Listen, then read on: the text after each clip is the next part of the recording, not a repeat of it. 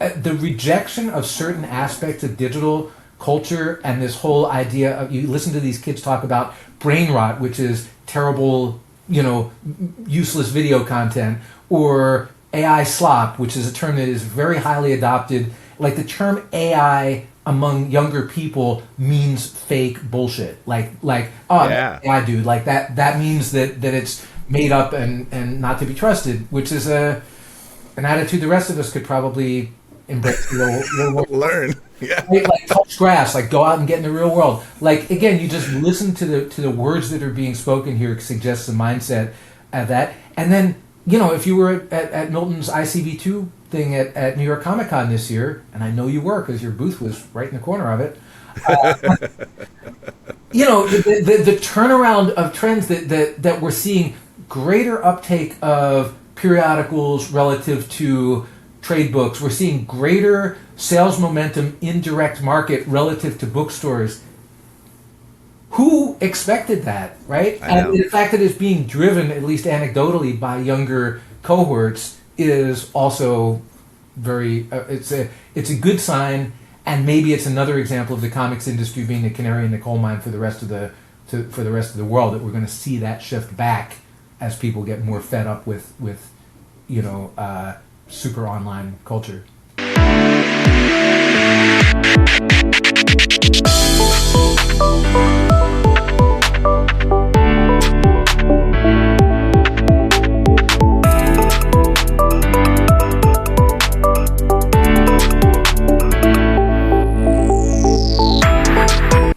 Hi, this is Comic Industry Insiders, a weekly chat where I get to talk to the people behind the scenes of the comic book industry, the people who keep the whole thing running, the people who know how all the pieces fit together, and we get to learn from them what you can take for your business or career in comics. This week's guest is a man named Rob SALKOWITZ, a journalist, author, and one of the sharpest observers of how comics, fandom, technology, and business collide. Rob has written for Forbes, Publishers Weekly, Fast Company, Bloomberg, and ICV2, covering everything from the economics of pop culture to the evolution of fan-driven media. If you've ever wondered why Comic-Con became a global business engine, how fandom reshaped marketing, or why comics punch so far above their weight in cultural influence, Rob has been mapping that terrain for years. He's the author of Comic-Con and the Business of Pop Culture, a book that many people in this industry quietly treat like a field guide. He's also an educator at the University of Washington, where he teaches future media leaders how storytelling, technology, and audience behavior intersect. Rob doesn't just report on trends, he connects dots between creators, retailers, publishers, tech platforms, and fans, and explains why those connections matter. Man, I've been looking forward to this one for a long time because Rob and our interests have bumped into each other so very many times in our careers, and man, to be on the other side of this is very weird for me, Rob. I feel a little bit, I'm not gonna lie, a little bit of pressure. So much so that I did less, I will say less research than I normally do, because I just felt like anything I do is gonna feel inadequate based on the next to the master. So, well, we'll see how this goes. I'm really curious. And this right there is why you were Marketer of the Year for 2025. I wish I had you on my payroll because that was a hell of an intro. Absolutely my pleasure to be here, and let the world in on our little behind-the-scenes chats that we have from time to time. Absolutely. I will say that, getting to know you and understanding where you come from, and honestly, just the depth and breadth of the research that you've given to this industry of ours, that so many, part of the reason why we do this podcast is because we really take this very seriously, and we want others to take it very seriously. And you've been doing that for so long. Early on, was that like a weird choice for you? I don't know. I have to assume that, like me, people said to you, why? Why this? Like, I've been a comics fan all my life. It has, and at various points in my career, like in the 90s when I was working in some creative industries, I was involved in video games and doing scenarios and stuff like that.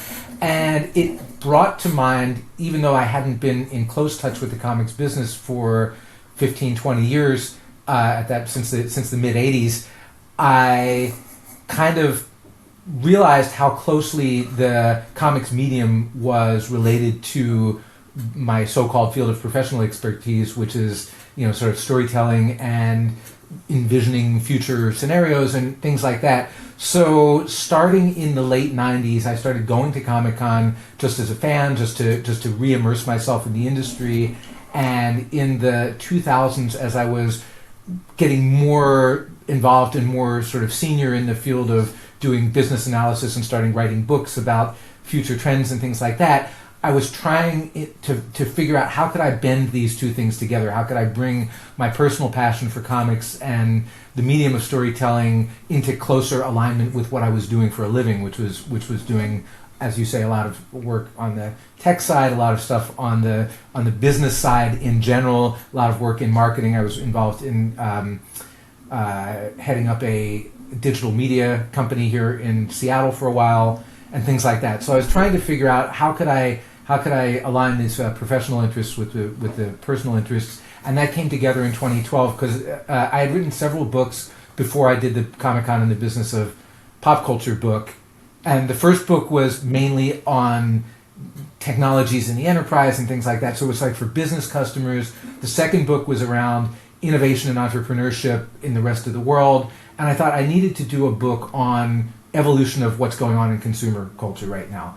And the biggest thing that was happening in consumer culture in 2011, 2012 was around digitization of content, reaching communities of fans, personal branding. How do we use social media to really activate interest and enthusiasm around this stuff? All of these things that the marketing world in general was trying to think about, the comics industry had already figured out. And that if you walk around the floor of San Diego Comic-Con, it's almost like a petri dish where all of these, experiments in fan engagement and digital content and transmedia and all of this cool stuff that the rest of the world was interested in is actually happening in real time. And I thought, well, is there a book there? And it turns out, yeah, there was a book there. And so then I did that. Now I've become the guy who wrote a book about Comic-Con, and that kind of opened the door to pivot my career much more centrally into, talking to, with, and about the industry that has always been my passion.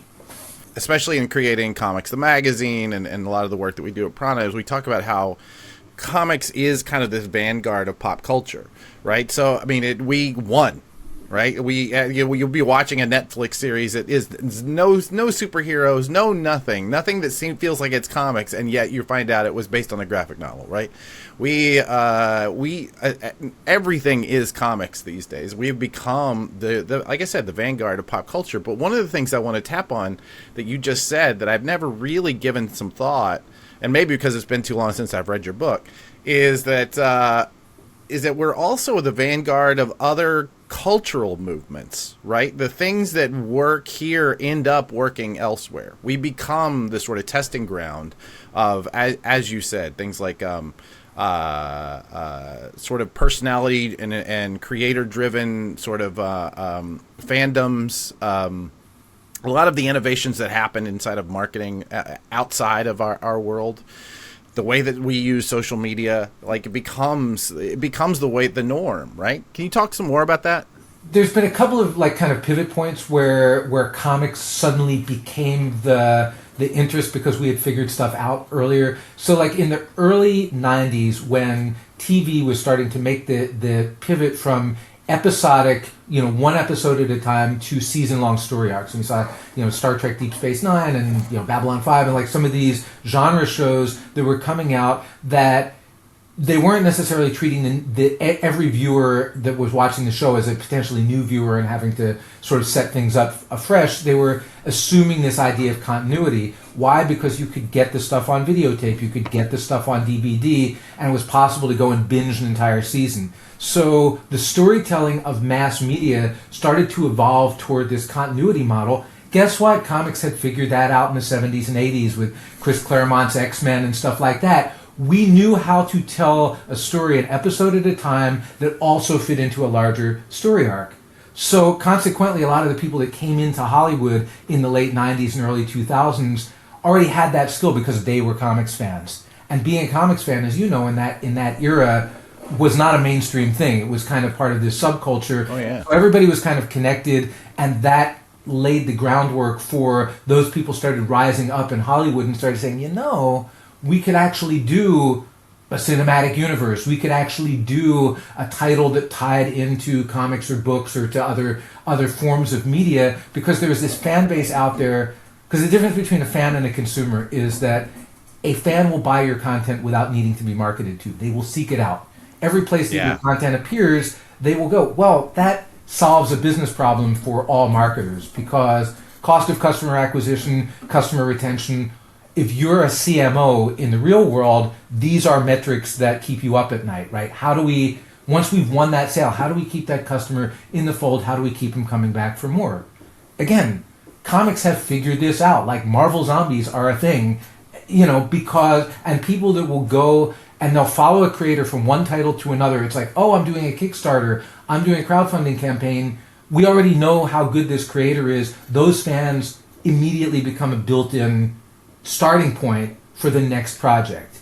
And again, everybody in the real world of business is looking for those kind of shortcuts. And you look over your shoulder and it's like, wait a minute, this relatively tiny, at that point, sub-billion dollar, maybe even sub-$500 million business had figured out the wiring for how to hack into that consumer mindset. And so it became the things became very closely aligned. And then once word got out, then of course, Comic-Con becomes this sort of fulcrum of all of this activity.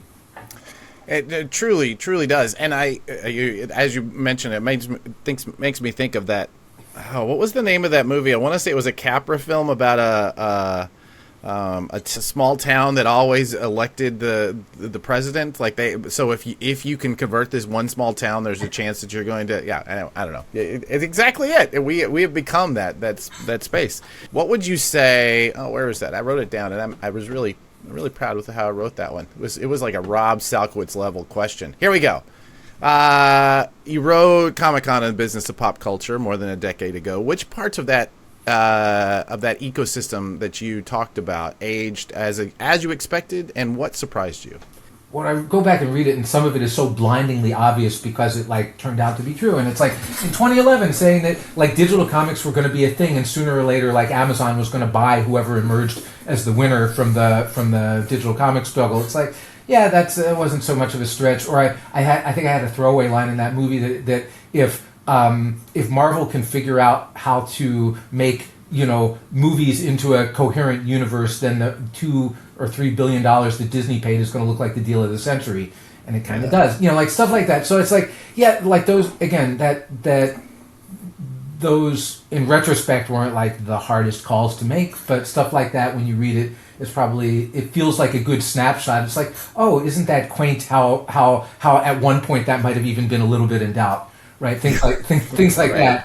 That. I do think that the aspects of fan engagement, of nostalgia marketing, of how I think I had some stuff about creator economy and crowdfunding. It was in its nascent stages back then, and looking at how could we move fans to become the launching point for niche projects. I think that actually turned out pretty good. I think that the general notion of live events being this fulcrum and melting point for where all of this stuff comes together, and despite the fact that we're in this socially mediated world, that there remains some electrifying, important value to everybody getting together in the same place at the same time and making those connections and making those deals happen and everything, that would become more important, not less important, as we move into the future. And I think that's probably still true. Where do you think the comic shop, as it stands, right, as an entity today, and when I say the comic shop, we know that there's a spectrum of what that means, but where do you think they fit in that as that fulcrum? Are they a mini fulcrum, or are they just always going to be relegated to waiting for the big tent to come to town? No, I think that they really are the fulcrum, because they're the boiling point where where the really hardcore fans assemble and everything, and also the role of the retail person in hand selling those books. I don't think there's any industry where that is more important. Maybe like cosmetics or something, it's like, where smelling is believing, but, like where you actually need firsthand view of the product. But for many years here in Seattle, I had a comic shop that I went to, and the people there knew me well enough that, as soon as I showed up in the store, it's like, hey, Rob, like, you're going to like this one, and you're going to like this one, and you really need to take a look. This art guy really is your speed.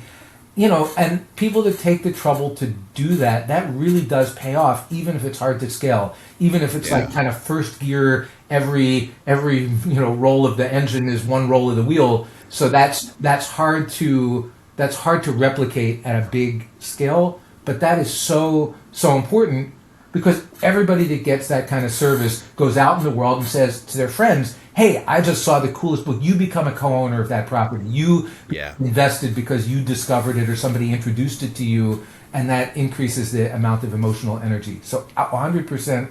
Whenever I travel, elsewhere in the world, I always try and go into a comic shop if it's like in another state or another country, because it feels like I'm walking into an embassy, of like hot people. Right, no matter who these people are, no matter what language they speak, like I was in Stockholm last year, and there was a store, and it had like there's all of this great Mobius stuff that was only available in Europe, and instantly, like I struck up a conversation with the guy at the clerk, like the guy at the counter, around that, and you can always count on that when you go into those kind of community spaces. And that's again, it's like the more mediated we get, the more valuable one-on-one interaction is. Where do you think the real economic power of the comics industry, right? The comics of just the overarching capital C comics. Is it our ability to create IP?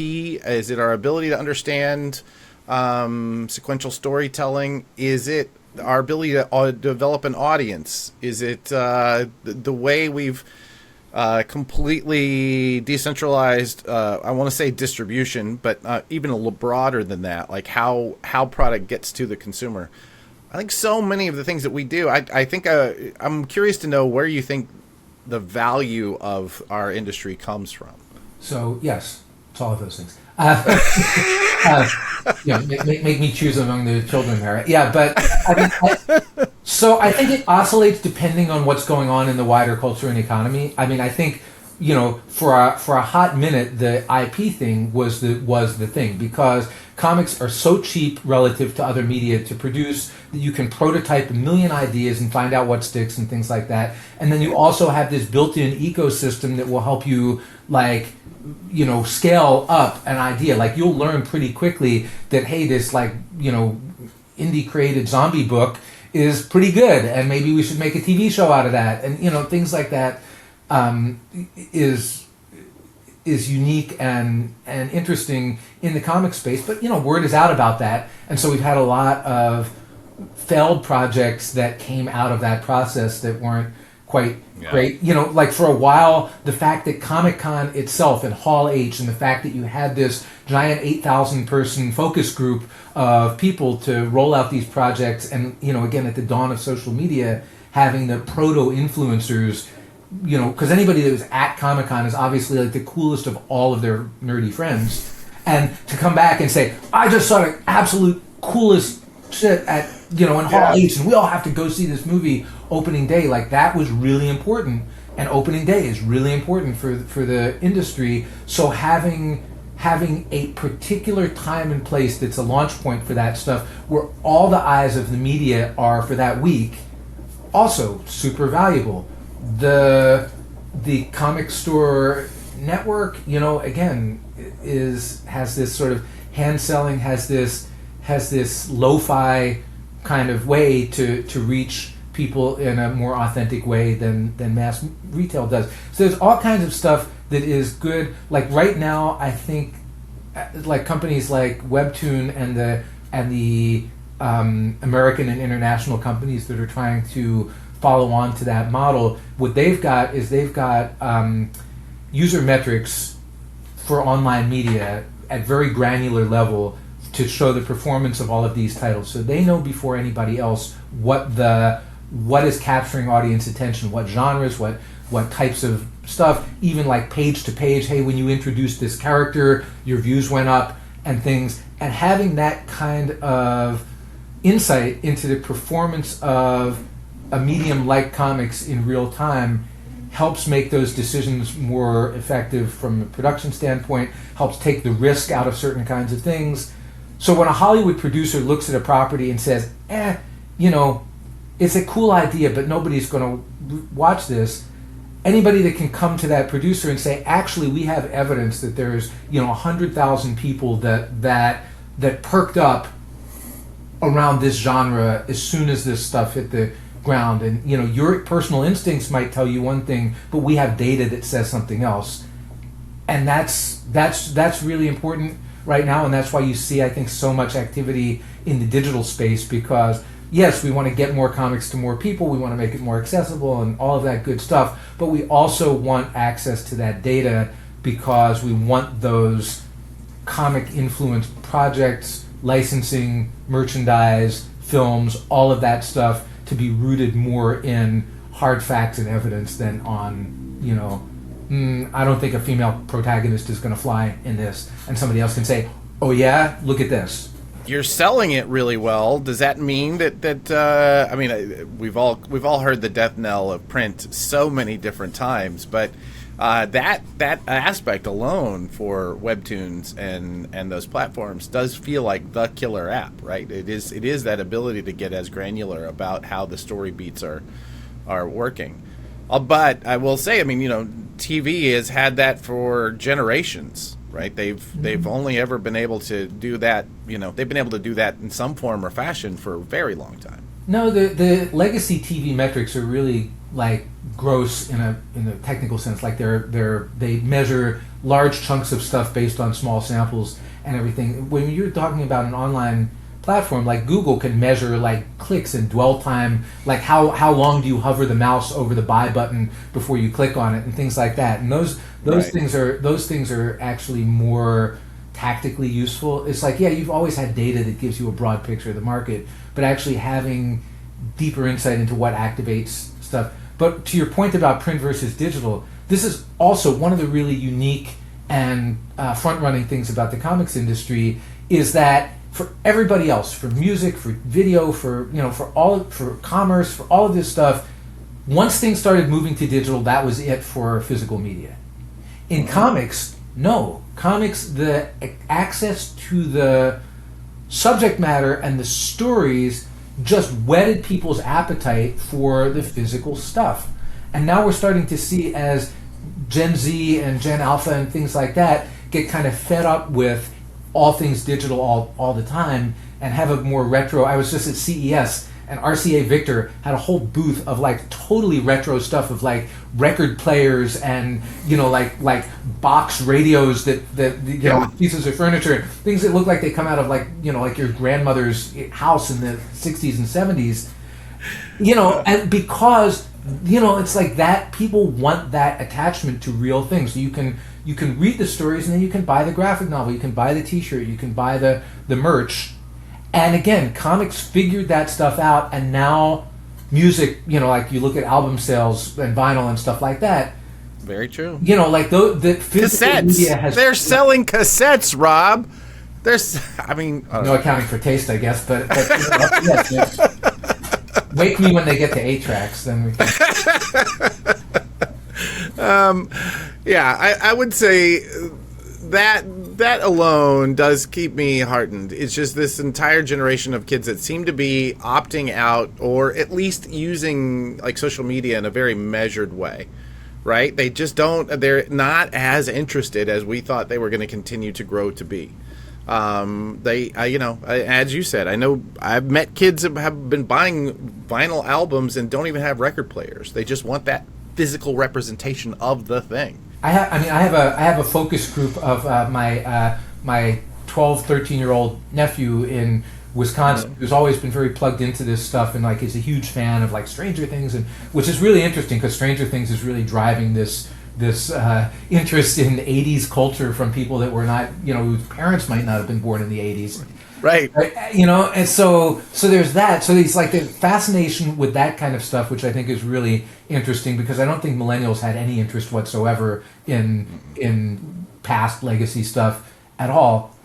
And the reaction of Gen Z to millennials is similar to the reaction of Gen X to boomers, which is like, yeah, enough with that. Like we're going this way now, and a lot of the ways that they're going is exactly because the millennials who are their teachers or parents or big brothers or whatever are all into this other stuff, and I'm gonna go out and I'm gonna read this whole book end to end because I know it's gonna annoy you, right? That's the mindset, and so the rejection of certain aspects of digital culture and this whole idea of, you listen to these kids talk about brain rot, which is terrible, useless video content, or AI slop, which is a term that is very highly adopted. Like the term AI among younger people means fake bullshit. Oh yeah, AI dude, like that means that it's made up and not to be trusted, which is an attitude the rest of us could probably embrace. Learn. Yeah. Like touch grass, like go out and get in the real world. Like again, you just listen to the words that are being spoken here suggests the mindset of that. And then, if you were at Milton's ICV2 thing at New York Comic Con this year, and I know you were because your booth was right in the corner of it. The turnaround of trends that we're seeing, greater uptake of periodicals relative to trade books. We're seeing greater sales momentum in direct market relative to bookstores. Who expected that, right? And the fact that it's being driven, at least anecdotally, by younger cohorts is also very. It's a good sign, and maybe it's another example of the comics industry being the canary in the coal mine for the rest of the world. That we're going to see that shift back as people get more fed up with super online culture. My first book was actually about the transition to millennials in the workforce and how their attitudes toward technology were gonna change stuff. That one holds up pretty good too, even though it's not my favorite thing that I've ever done. But I really embedded myself into that generational mindset to write that book, and even though I've kind of backed away from that a little bit, it's still a useful filter, and it gives me an opportunity to get censor warnings from stuff like that. Well, you've written a lot about the generational shifts, and obviously you're still thinking about it. Is there another book in there? Is that coming? Because you look at your bibliography, and there is a lot of writing about generational shifts in the workplace and in media.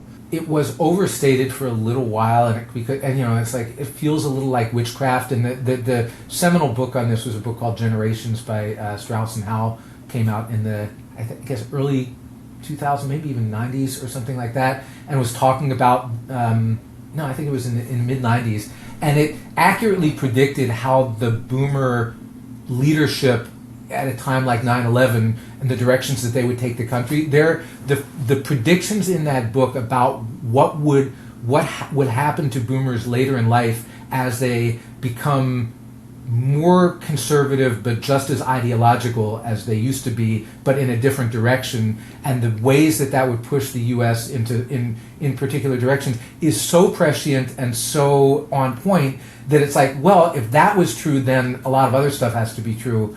And I think again, it gets overstated, it gets overdone in certain ways, but it's still worth looking at. I don't know if I'm going to go do any more in that line. I don't know what I'm gonna like. Everybody's asking me like, are you going to write a new book on the business? Are you going to write? If there's people that want to read it, I'm not going to spend a year of my life writing a book that nobody's going to read. I've been there, done that. So yeah, I kind of want to make sure that if I do that it's going to be something that is personally interesting to me and also interesting at large to the market. I've had several people ask me when I'm writing a book, and I've never really considered doing something like that. I've never really thought of myself as an authority on that, but or on any of this. I'm really just a guy who was just trying to figure things out along with everybody else. But it's come up enough times that when you hear it a few times, you go, wait a minute, should I be writing a book?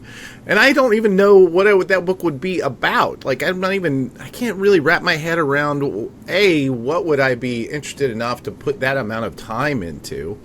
Like, that's no small investment of time. Right. And what would people even want to read? Like, how do you think about that? Like, obviously you've given some of that, but is is there a structure that you put around making that decision? I mean, at the time, I written several books. And the books are actually great at it. Like I guess I signed my book contract for the first book shortly before I turned 40, and that was kind of a life goal that I wanted to write a book before I was 40. Yeah. Didn't necessarily want to write a business book. I don't think anybody goes into wanting to be a writer or wanting to write that kind of thing. But all right, whatever. Any book is better than no book, right? So, the first one was just, okay, let's do this. Let's get my name on the spine. Let's put it out there and see what this experience is like, and maybe I'll have a chance to do it again, which I did. It was good as a platform builder. And again, it's like if I had been thinking about this strategically, like the second book that I wrote was on, and the reason I wrote this book was twofold. One is I thought that it was a real thing that was happening. It's called Young World Rising, and it's about how young digital entrepreneurs in emerging economies were creating both social and economic change. This book came out in 2011, and it felt like a really important, vital, on-the-moment topic.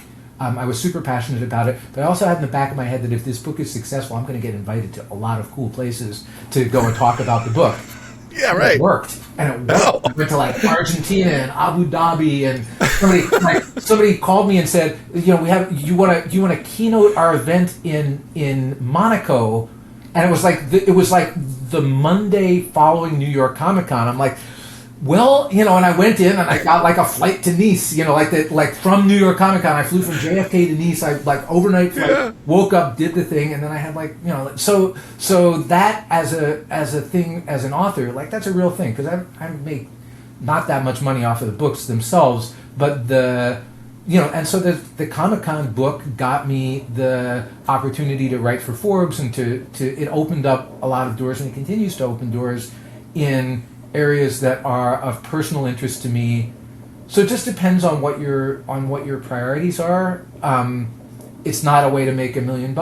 It's a way to it's a way to broaden your platform, to make yourself relevant, to insert yourself into these conversations where you feel like you have something to add. And it's like it's an ante at the table that you can slap the book down on the table and say, see, I'm an author. Right? You can't be an authority without author. So that's kind of what it's good for. If I have toyed with the idea, because I've written hundreds of thousands of words on the comics industry since 2013, serially week by week in 800,000 word chunks for ICV2, for Forbes, for Publishers Weekly, for all these places, and some of it's still good. Some of it still holds up.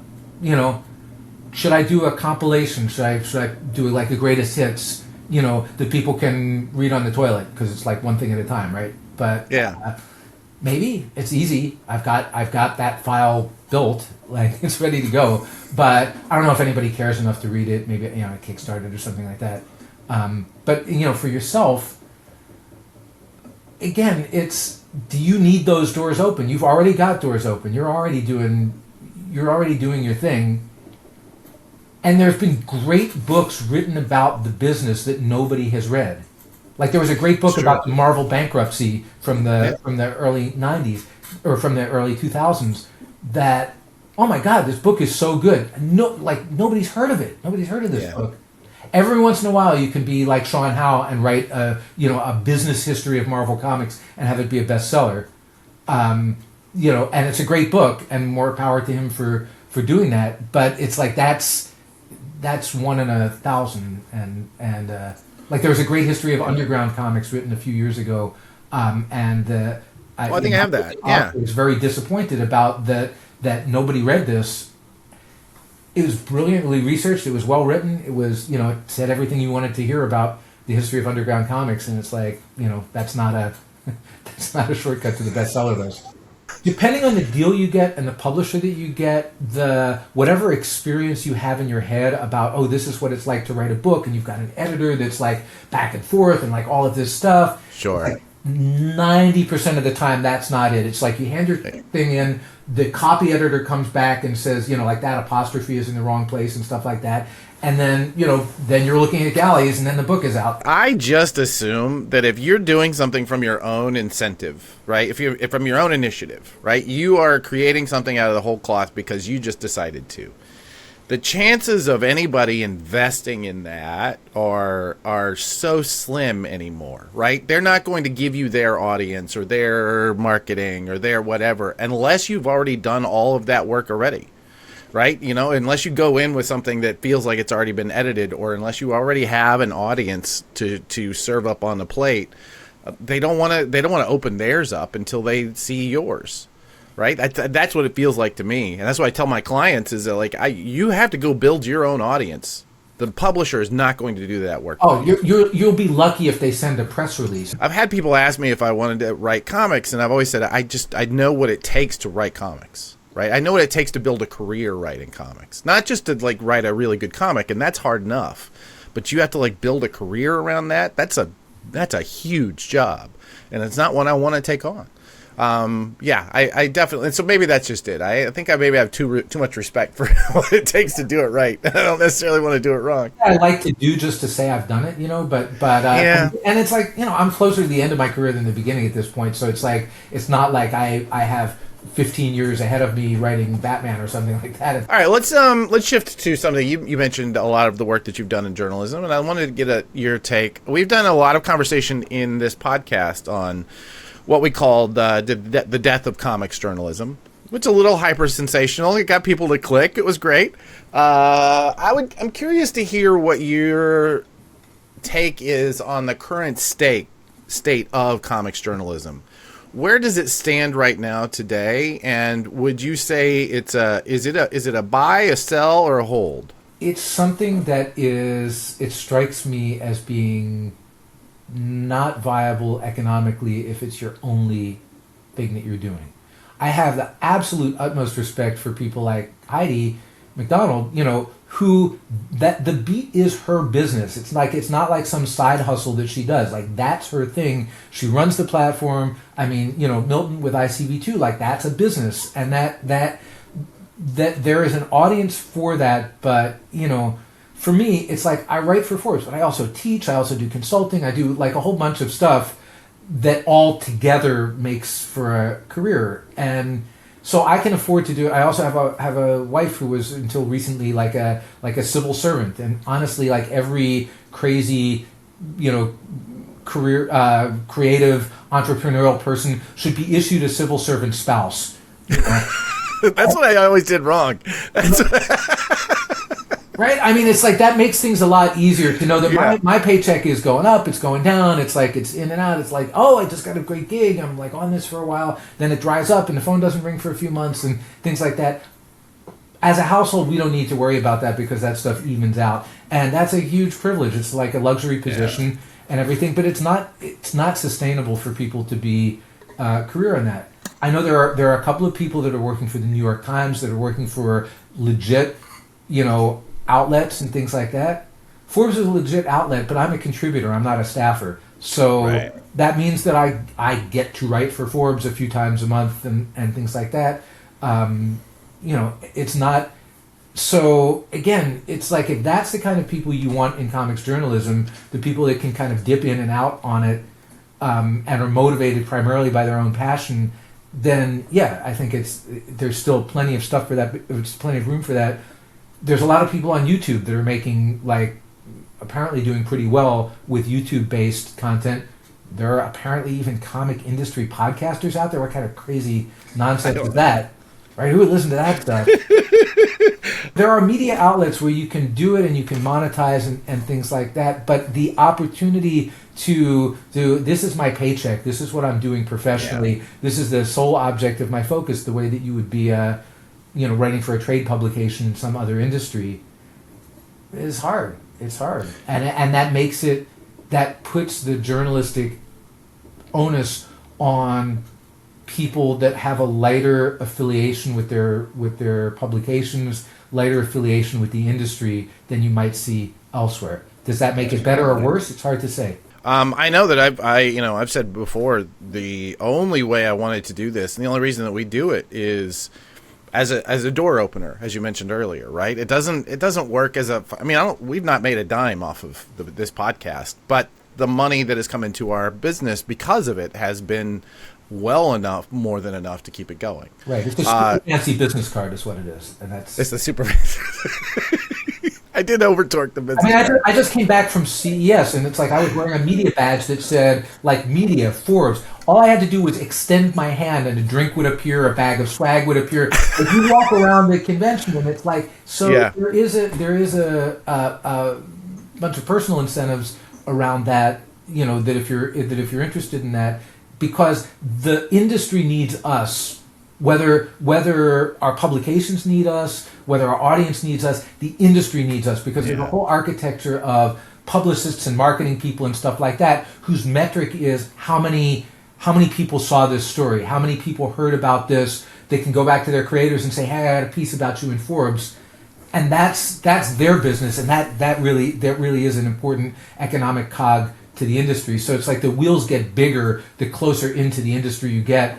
And even if we, on the outside, aren't getting as much traction, there's still a huge amount of importance that's assigned to the work that we do by other people. That's incredibly true.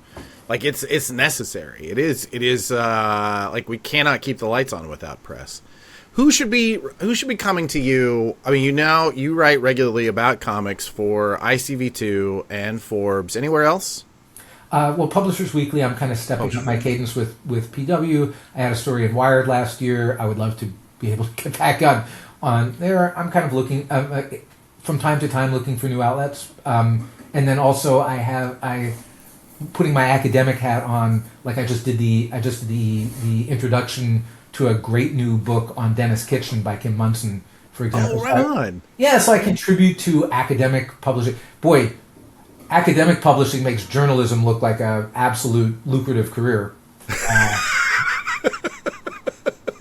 You kind of have to, like... If you want to narrow your income down to, like, pennies, then contribute to academic publications. But, you get a textbook, man, you get to sell those things for, like, $300 a pop. I mean, that's not nothing, right? That's...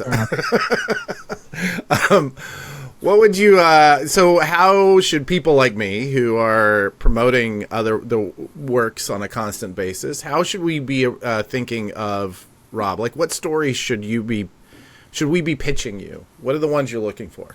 I mean, I look for industry trend stories. I look for, I'm not above doing creator profiles for a upcoming project if it's somebody that I think their work deserves wider exposure or something like that. And occasionally those are really good. Like I did a piece on Carolyn Cash a couple of months ago, who does Nancy, and they pitched me because she did an Oni Adventure Time one shot.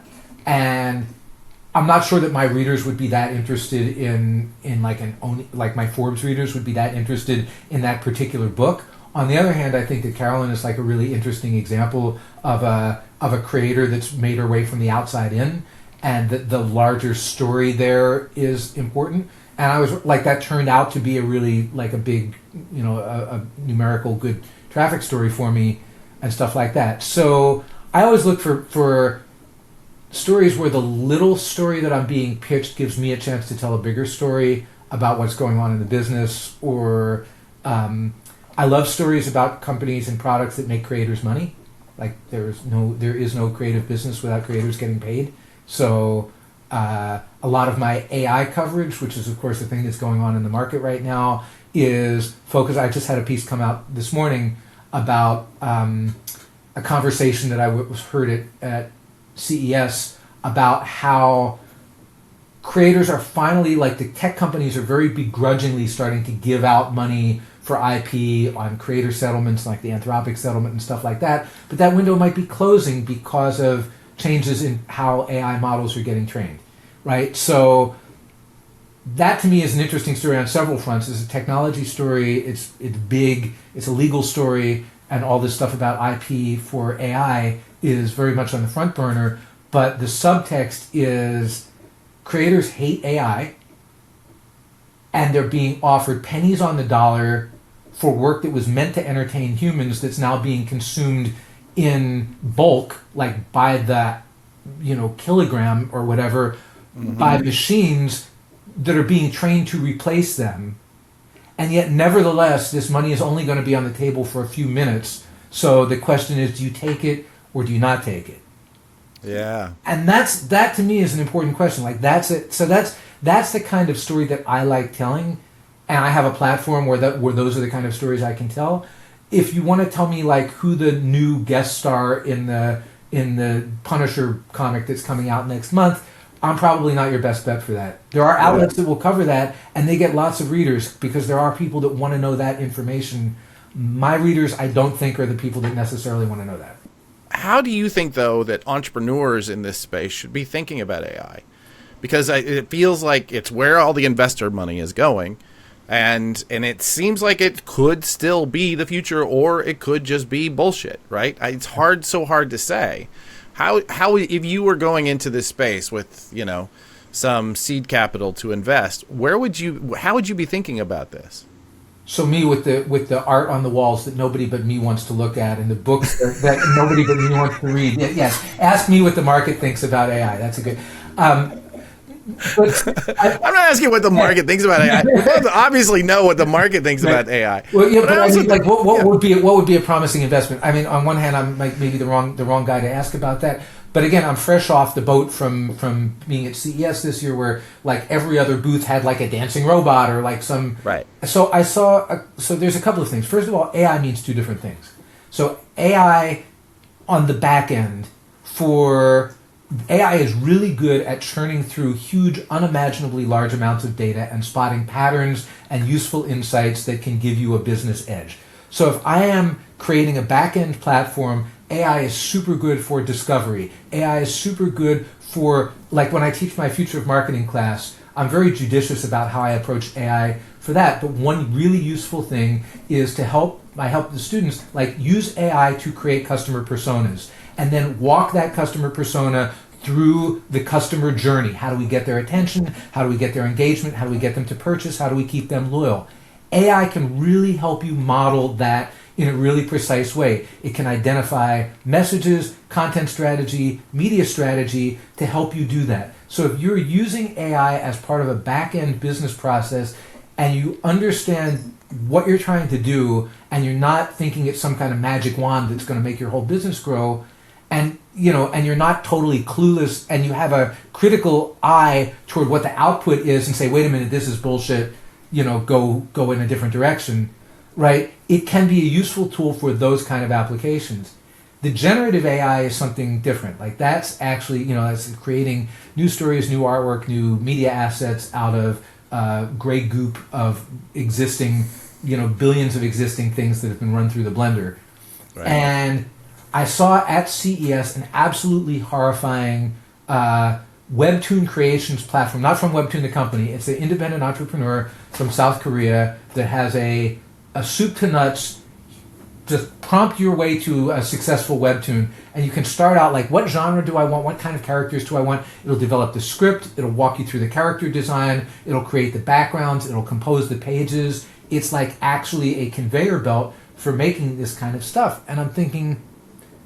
And he claims like 1 million active users on his platform already that they've been doing. And it's like, like people want to do webtoons, but they can't find the time to do it. And like this whole democratizing content stuff is very troubling. Like that's a stupid argument to me, especially with comics. But and it's also, who wants to hear stories from people that can't even be bothered to hone their craft to the point where they can actually tell them or effectively collaborate with other humans to tell them? So that's a whole separate set of questions. But the idea that this is just this conveyor belt on this, and so I had some thoughts on this, but I kind of kept them to myself while I was listening. But I'm thinking, any platform that accepts content generated in this way is on the fast track to irrelevance, because if it's that easy, if the barriers to entry are so low, then the amount of emotional attachment that we're going to put into these stories is going to go away.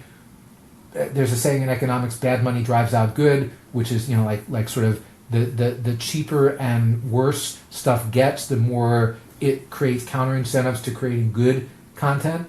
So we don't want to see that start to happen.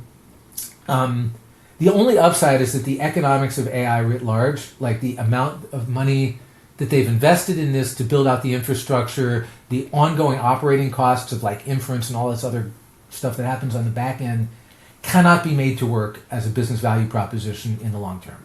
It just can't. So maybe there'll be some like tremendous breakthrough in all of that, but there's already been trillions of dollars sunk into this that nobody is ever going to see again, no matter what corner they turn later. And so there is reasonable expectation in the medium term that there's going to be a huge retrenchment in all of this, and we're going to get a moment to regather ourselves and rethink what are we doing here. Right. So that's kind of my thought on like where that's going. But in the short term, there's going to be a lot of stupid, shitty ideas that soak up a lot of money and a lot of attention. And in the long run, they may end up getting this right in ways that that are not as easy to punch holes in. But as long as you look at that middle distance where it's like people are going to come to their senses at least for a while on this. I think that's likely to happen in the next year or two. I've taken some flack over my positions on this, and you and I feel like are really aligned. I think that there's once again, like from a business standpoint, it doesn't make sense to use AI to create something that is a copyright until the copyright can be protected. That's a business side. On an emotional, like reader side, creator side, yeah, I think that your point about if you can't be bothered to put in the effort, why should I be bothered to do it?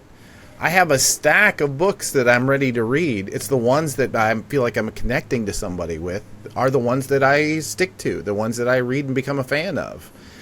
I'm never going to feel connected to your prompt. And the incentives on the creator side are really perverse too, because it's like for artists, they get so much money for doing covers, relative to interiors. And it's like if you're doing by hand, you can do, 4 or 5 covers a month. But if you're using AI in your workflow, maybe you can do 10, maybe you can do 15, and those are big paychecks. And if you're already a professional artist with a style and a reputation, and you're using generative AI in the background to create a composition or something that you can use as inspiration that you put your own stuff on top of, it's terrible for the industry, but it's bad. It's like, in game theory, you have this like prisoner's dilemma where the incentives for the individual are at odds with the incentives for the system in general, right? Yeah. So it's like it's good for individual creators to make that decision, but it's terrible for the industry if everybody does it, or if anybody does it almost. And so it's like, it's really, when you're trying to put food on your table, you're trying to get ahead in a very competitive industry where there's 10 people waiting, for to take that job if you can't do it. It's hard. It's hard on the business side. I get why creators would be tempted in that direction, even people that would know better, even people that have strong ethical guidelines on other stuff, and they look at it and say, well, it's a tool. It's like Photoshop. It's like it's like using the perspective tool in 3D Studio or in Clip Studio. Is it really that bad? And that's the gray area. Let's actually dig into something I know that you and I both have thoughts and strong opinions on, and getting back to sort of the journalistic part of your brain. Let's talk about data. Right? You talked earlier about how anecdotally we don't really know who's coming into the shops. We know anecdotally what we're hearing, and it's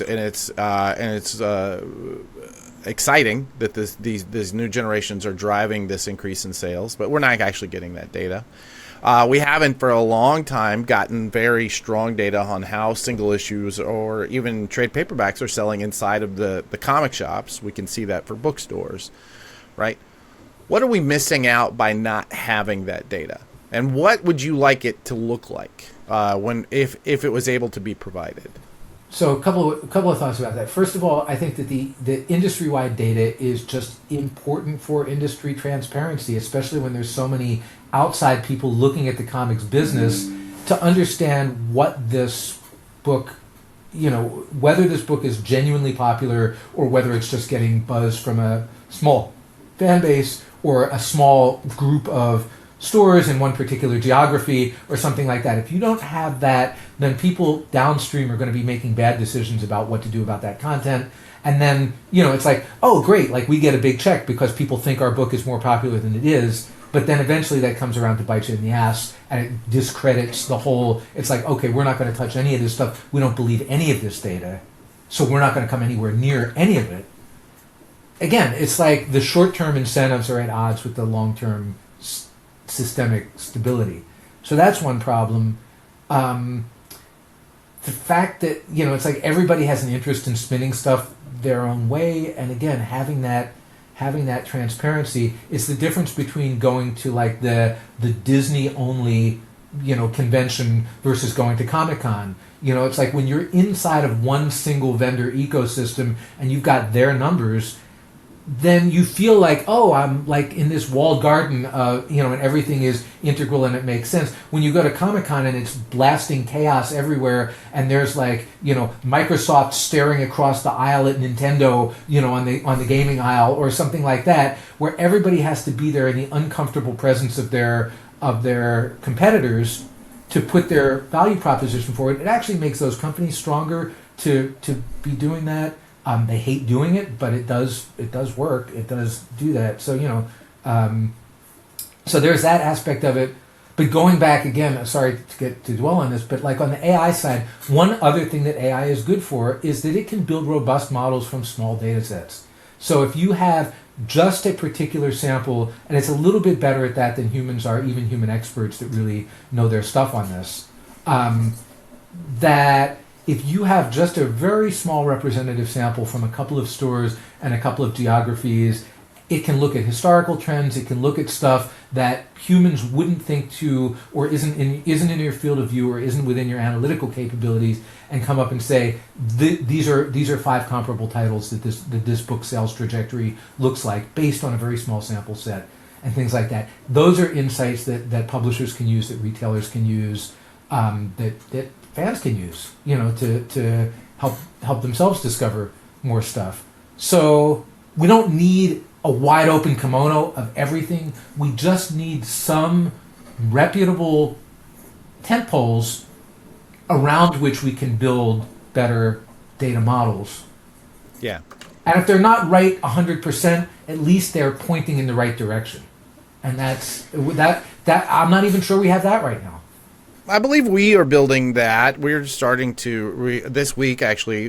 As soon as I come down from this interview, we're going to be posting our first weekly sales ranking from shops, from just from our set of about 500 stores, and that's something new. And we're getting closer and closer to having enough data to be able to do some estimated sales, but that's going to take a while too. I mean, everything is a brick in the wall, and at some point you have a wall, and you're like, oh, hey, there's a wall here.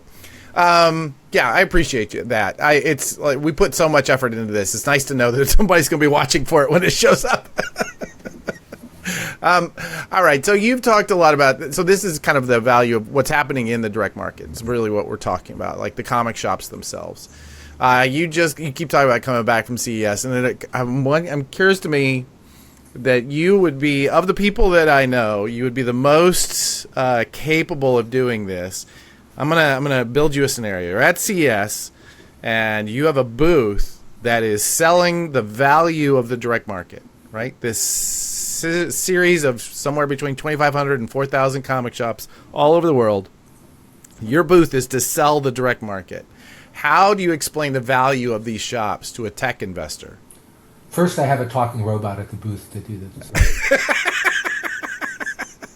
Yeah, CES is probably the wrong place for it, but I get your meaning. Like at a trade show. Yeah, that's a good question. I haven't really thought about that. Like, what is the all-up aggregate value proposition to it? And I'm afraid that when larger investors look at this, the first thing they think of is roll-up. Like, the first thing they think of is, this is a stupid, inefficient, decentralized system. If somebody comes in here with some capital and buys up half of these stores and creates a chain, you get economies of scale. And like that's the way that they're going to think about that. Do we want them thinking that? Not really. Not to me. Like, I don't think that We've seen that. That doesn't work. It just hasn't worked. Those roll-ups just didn't work. And that's... But again, one more prisoner's dilemma here, because for the individual shop owner, the opportunity to sell out to somebody that has deep pockets, whose checks cash, and it's like, okay, the store's in good hands. I can walk away from this. I put 30, 35 years into building this business. I'm ready to retire. I'm not ready to close the doors. These people continue to employ my employees. So it's like that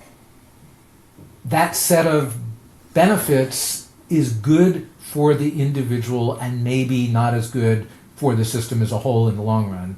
And again, it's hard to square that with, you can't ask somebody to say to put their own financial security and welfare on the back burner for the good of others when if everybody else does it and you don't, then you look like the stupid one and you've missed the boat. Yeah. You know what I love about you, Rob, is I just asked you to sell the direct market and you went straight to the doomsday scenario of getting it right. That's I think the direct market is great as it is, and it's like you need people to understand the crystalline beauty of this rare thing that has been built here. And again, it's like if you look at the market data for independent record stores, independent bookstores that everybody had written off as dead 5-10 years ago, come roaring back and are like the fastest growth market. Like Barnes and Noble, again, not maybe the best example because they're kind of the roll up model. They're putting like huge investment into new stores in 2026. Who would have seen that coming? And yet, again, physical's coming back, in-person retail, people want that. I'm not sure what the value proposition is to anybody other than a single nutty individual that wants to own a comic shop, which is what we've had for the last 50 years, and it's worked. And God bless them for it, man. Oh yeah, yeah. It's become this gem of a thing. I love that the crystalline beauty of what they are. I love that phrasing. That's beautiful. All right, very good.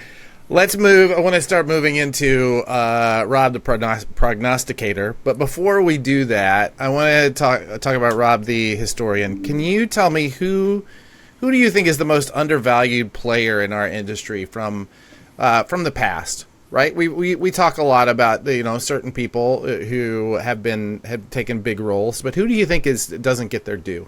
Interesting thought. I mean, I think there's been a lot written about. Oh God, her name escapes me. The Marvel's retail person, Carol Kalish. Carol Kalish, right? That I think that the history of the business would have been a lot different had she not been taken from us at such a young age. Because I think she was one of the first people to come into the business with a combination of not just like outside business acumen, but also a real understanding of where the value of this business is. She knew how to talk to retailers. She knew I never met her personally. I only know this by anecdote and by reputation. But it seemed like that was a really important moment in the business when having that business value come in is good. I think certainly Paul Levitz and the folks at DC did a lot as a competitive business proposition to make the creator rights situation more appealing. Like that was their edge against Marvel at a time when Marvel was just kicking their ass. And I think that certainly to hear Paul tell it, that it was that DC's initiatives in that made Marvel sort of reluctantly come to the table in the 80s and 90s around royalties and around the deals that made that gave us Image and all of this other stuff. So I think there was that part of it also. These days it's people that are currently active in the industry. There are a lot of people I think Ted Adams was right about a lot of stuff and what he tried to do at IDW. I think that certainly David Steinberger and John Roberts with Comixology.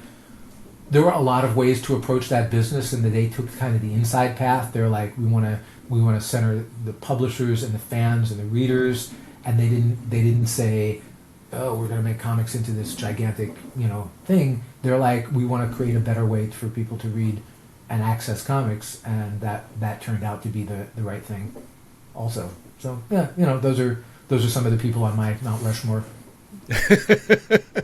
All right. I'd like to get into Rob the Prognosticator. You've done your industry forecasts for 2026. Always something that I look forward to hearing you talk about. And honestly, if you don't mind, there's a few of these I'd just love to run down and hear you off the cuff take, as opposed to that, which you got a chance to refine. We are seeing just an incredible response to influencers that have come from outside, bringing their audience into comics. I know that I work with a company that has done on a relatively small scale to people like that you bring up in your article, but I can see that the value of bringing those people into the comic shops has been huge. And people just bringing them into comics, right? Comics Kickstarter alone is its own intro step. Can you talk some more about that? The wave of influencers? Yeah, I mean, there's just so much surface area out there that is being covered by these folks that they're reaching people on on Instagram, on TikTok, on these platforms, and just having those people do comics creates, at least among a certain segment of the population, it's like, oh, there are comic books? Like, you can still buy a comic book? Like that? It's not just movies. Like, just creating just general awareness that this is a medium, that usually the people that do it are all about, like, oh, this looks like so much fun. I get to work with these creators. I get to do this thing. So it awakens enthusiasm around the platform for storytelling, which is good. Everybody that comes into a comic store to read a Mr. Beast comic or something like that, or whatever Sure. crazy stuff we're going to get out of this, is then going to look at the wall, and they're going to see all the other cool stuff that's in there. So like that part of it is all to the good. And then in conjunction with that, I think licensed books are the big story of the last couple of years, that companies that don't have huge original IP libraries are really taking new and original approaches to old IP. And so our industry competence with, because I remember, back in the day, like the licensed comics were the bottom of the barrel. Like nobody wanted to read like some Gold Key adaptation of like 10,000 Leagues Under the Sea or something like that. I don't care who drew it. It was just like tired, stale, even Marvel stuff like, ROM Space Knight and Micronauts had their moments, but, like, really, it's like, it's a toy, come on. I don't know, maybe that's just me. But we've gotten so much better at that, and so all of these creators that have really good chops and really good ideas to bring to these properties and take them in directions that you wouldn't expect is pretty cool. You know who I don't think gets his due on that area of taking IP and taking licensed books and actually putting some thought and effort into making them good? Josh Blaylock. That guy was so far ahead of everybody else, and just blazed the way. And I don't think that we've ever really celebrated that. What you're right, has become an absolutely crucial component to publishing now. Yeah. Yeah, 100%. All right. Print on demand. I am fascinated by some of the print on demand solutions that have come up. We've talked to some of these people, but I will say that I'm real, I don't know, not interested and concerned, maybe a little pragmatic about how actually effective they will be. But you seem to be pretty bullish on it. People hear print on demand and they think publications, but that's not quite right. So what's the fastest area of fan convention growth? Right? Anime and manga conventions. Oh, sure. When you walk the floor of an anime and manga show, what do you see? You will be lucky to find one person selling publications there. That's not what's sold there. It's booth after booth after booth of art prints, right? Yeah, and art and professional artists. And how do these people do it? They print their stuff at their print bureau. They pack it up in, sealed containers. They ship it, or they carry it with them on the airplane. They get to the show, and if the stuff is popular, they sell out. And, like that set of economics to me is like, that is insane. There should be print on demand. There should be syndicated print on demand services for high quality print that happens, that it's like, wow, I didn't realize this character print would be so popular. I'm sold out on Friday afternoon and I still have 2 more days of this show. Where can I get 150 G-Clay prints at a reasonable per unit cost that I can restock my booth tonight? Yeah. Stuff like that. So that to me is that's the killer app for it. And maybe for zines and maybe for specialty content. And it's like, for a while I was really hot on like there's a print service bureau, and it's like if you go into a comic shop and you want your own custom made graphic novel of these titles or this storyline or something like that, and the comic store pays a one-off licensing fee to the publisher to say, we want to use these stuff. You just click through the catalog, you pick the stories, you send it to the print bureau, the customer comes back in a week and they get their book. Awesome. Gonna happen? Probably not. Like that one sounds good as a story, but it's not as good. But I do think that the art stuff and the especially in segments of the hobby where the business model is really focused around that kind of stuff, that's where the action is. And as I intimate, I'm in on it. I know that there are a couple of initiatives heading this way soon. I'm really curious to see who's going to be the first person to set up a New York Comic Con booth that's just for the vendors. They have the printers there. They're ready to go. I don't know. Something along those lines. I think that would be fascinating. I know who that's going to be. So. Oh, yeah? Well, see, of course. Not shocking to me at all. All right. This is one I am fascinated with. Absolutely. While we were talking, my Whatnot app pinged me to let me know that Gary V has been on he's been doing this for the last 24 hours, going on other people's Whatnot channels to promote his own product, which I think is, once again, the guy knows what he's doing. But you talk about the sort of the sort of forerunners of this being people like Rob Liefeld and Brian Pulido, and they're building kind of these communities around direct selling and live selling specifically. Talk more about that.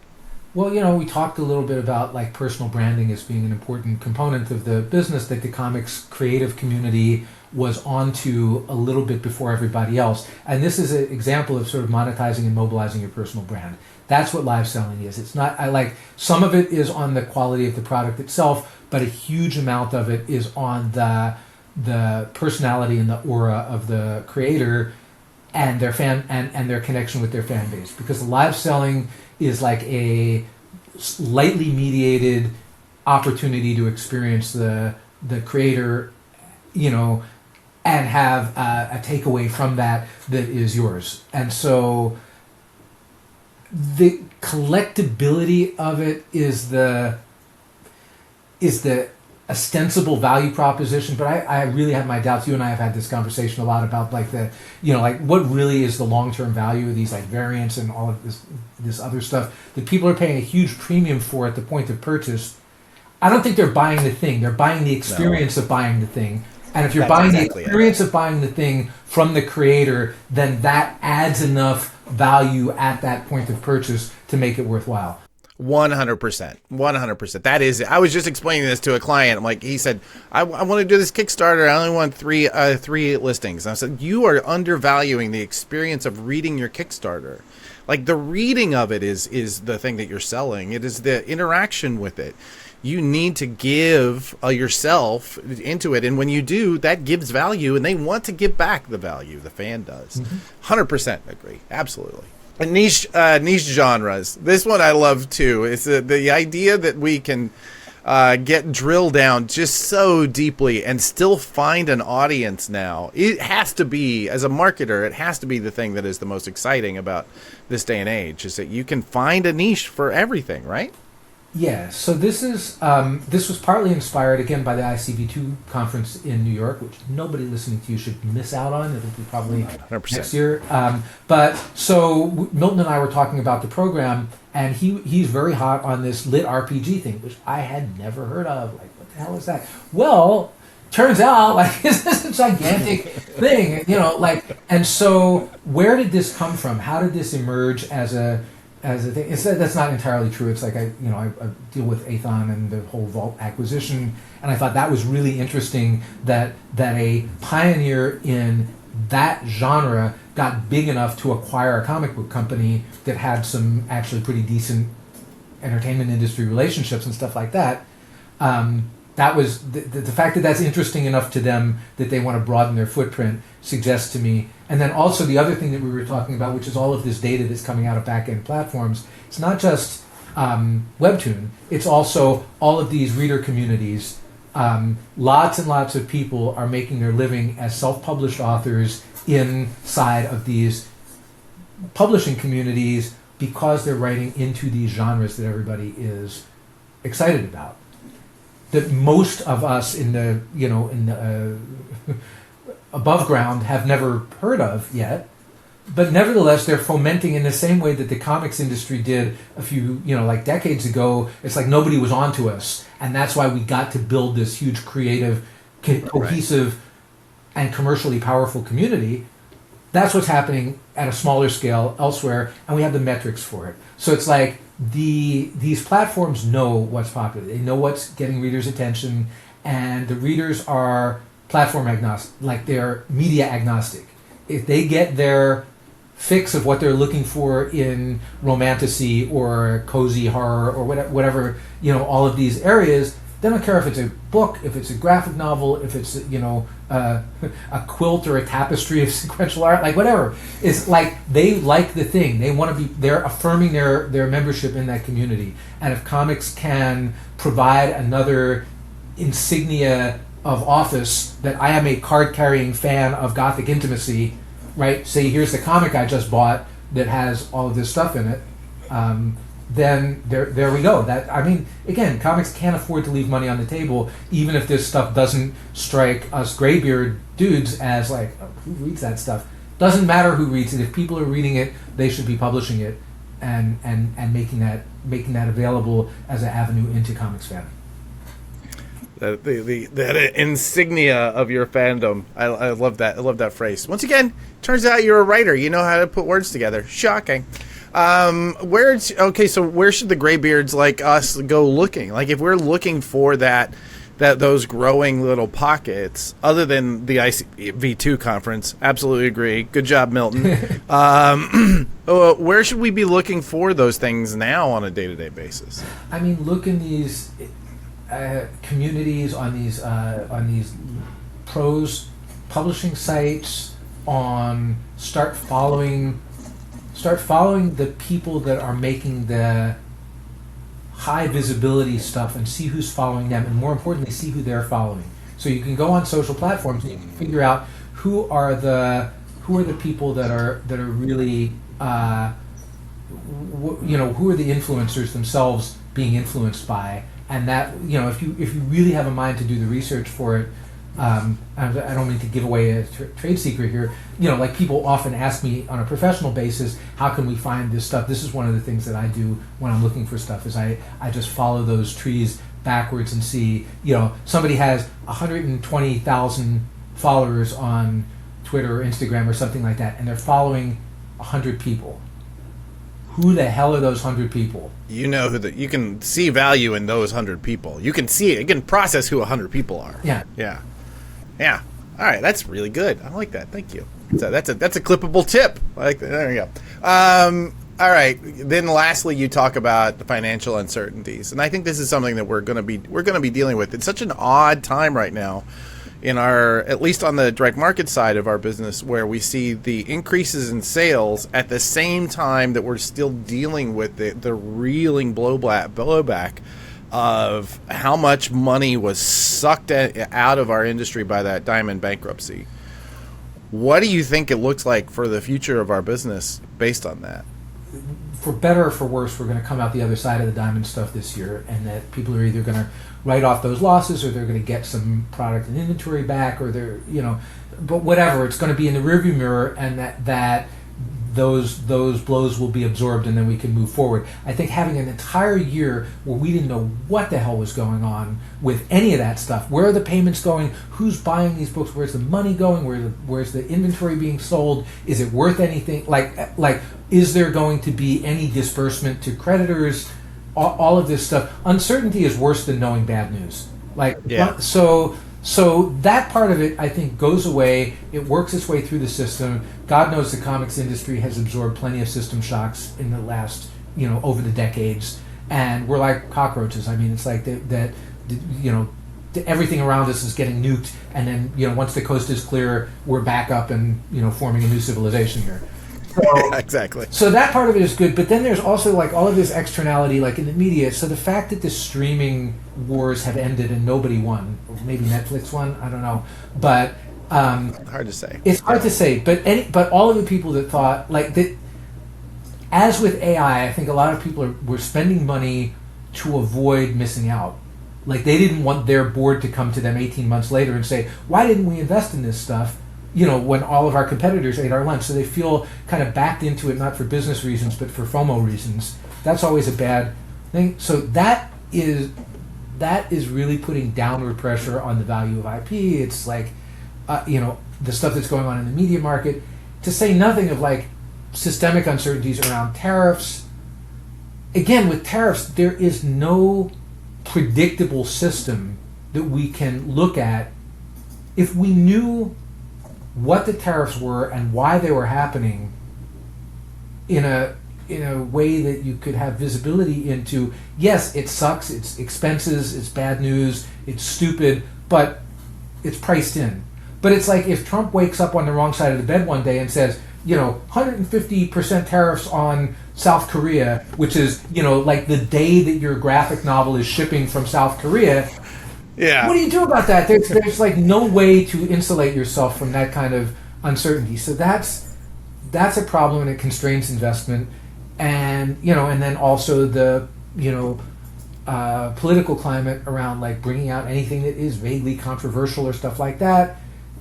We don't know a lot about what's going on right now, and we don't have a rational governance happening right now where you can, even if it's policies that we don't necessarily agree with or find favorable, at least it's not just whim and everything. It's it's available for scrutiny. So those things make it really, really hard to do business, among other things. It makes it hard to be a citizen also. But yeah, so all of that stuff is creating a lot of headwinds. So again, comics don't have to care about that because we have our fans, we have our platforms, we have our characters, our IP, and stuff is going to happen one way or another. But, it sure would be nice if at least it were all happening on a clear day. 100%. I agree with all that. We're going to be dealing with forces that are larger than us. They're always the case. Someday there could be a tornado that knocks out a publishing plant or a printing plant, or right. knocks out trucking lines. All those things we can't really control. So the answer is just to control the things you can, right? And really focus down. I absolutely believe that. I feel like I've used up a whole bunch of your time today. Is there anything you wanted to talk about that we haven't gotten to? Jesus, no. I mean, no, I think this has been a great conversation, which I would have expected no less, because you are definitely one of the finest business minds actually working in the industry, actually not just talking about shit, but making things happen for the good of the stuff that we all care about. So I've been very much looking forward to my invitation to this conversation, and it has not disappointed. Oh, wonderful, Rob. That means the world to me. Thank you so much. Well, how should people find you? And do you have any calls to action for them other than reading your stuff? If the person I submitted a book proposal to is listening, please write back. I may have an announcement sometime soon on something that's a little bit off the wall, but would be would be fun. So you can find me. I'm mostly on Blue Sky at Rob Salk. I still have an account on the other place, but I don't look at it very often. I'm on LinkedIn. I publish on Forbes 4 or 5 times a month, and you can find me there. I'm twice a month on ICV2, so I have a column due. Usually the columns come out Monday or Tuesday, twice a week or twice a month. I'll be at Emerald City Comic Con. Come say hi to me there. I'm also going to be at the at this new comic art thing in Orlando because I'm on the board of the Kirby Awards, which was just announced a couple of days ago. New comic industry awards named after the King, Jack Kirby, and I along with a bunch of other luminaries in the business, brighter luminaries than myself, are involved in propagating this. So we're going to be at the Comic Art Conference or Comic Art Convention, whatever the hell it is, in Orlando in February for the inaugural version of these awards. So that'll be amazing. All right, I've got a pitch for you. I'm just going to do it in public. See if this goes. The Carol Kalish Award. Somebody who has been as influential as Carol was in our time. I feel like that's something that's missing. I know that Comics Pro has their award for retailers, but I'm saying somebody who has moved our business forward this year. So I will see that, and I will raise you the Tom Spurgeon Award for comics journalism. Oh yes, I want both of those. Yeah, 100%. I'm there. Yeah. So I think again, it's a special interest. Like I think the committee of 2 of us here would be enthusiastic about both of those. Maybe all of our immediate friends and relatives, but. But seriously, I mean, I think that a lot of people are doing a lot of good behind the scenes or in the incredibly troublesome and unlucrative and low attention world of comics journalism, and that if you want more good stuff, you should incentivize that. And that was my jihad with the Eisner Awards the last couple of years, as they've tried to roll the journalism into publications and all of these places and stuff like that. I get it. There's like a million Eisner Awards, so it's like, yeah, sure. Objectively, we should consolidate, but at the same time, not like if you want more good work, then if you can't pay for it, then at least recognize the people that are doing it in a way that helps them advance their careers and helps them win arguments with their editors and stuff like that. But yes, a Carol Kalish Award, 100%. Like let's make that happen. I would totally. I'm here for it. Anything I can do to help, I'm on board. Let's get it done. Thank you, Rob. I cannot thank you enough. This has been wonderful, and it was absolutely for me as well. Everything I hoped it would be. Except that tomorrow I'll think of 4 questions I wish I'd asked you.